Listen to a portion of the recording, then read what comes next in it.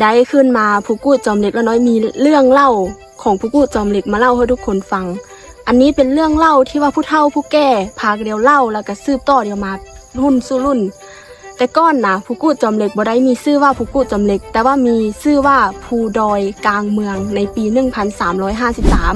เพราะว่าทิศตะวันตกติดกับเมืองสุยส่วนทิศตะวันออกติดกับเมืองเถิงมีพญาแล้วก็มเหสีมีลูกนำเดียวทั้งหมด3คนมีลูกสาว2แล้วก็ลูกชาย1ได้มาตั้งถิ่นฐานอยู่ขอบเขตภูดอยกลางเมืองนี่แหละแล้วก็ใช้สถานที่แห่งนี้เป็นบ่อนเลี้ยงสัตว์ว่าจิแม่นเลี้ยงกระทิงเขาแดงเลี้ยงกวางเขาเก้ายอดเลี้ยงหมูรองคำแต่ว่าอยู่มามื้อหนึ่งมีหมอพานผู้หนึ่งชื่อเท้ากูเดินทางมาแต่บ้านลาดบัวกูแหละได้มาลักลอบล่ากระทิงของเขาพญาเห็นพญาฮู้ก็คือเครียดแค้นแฮงแล้วก็สั่งเหินเสนาอามาตย์ของพญาน่ะไปสังหารแล้วนำเอาศพมันน่ะไปฝังไว้อยู่ภูดอยกลางเมืองนับแต่นั้นมาแหละจึงได้เปลี่ยนชื่อภูดอยกลางเมืองมาเป็นภูกูดจนมาฮอดปัจจุบันนี้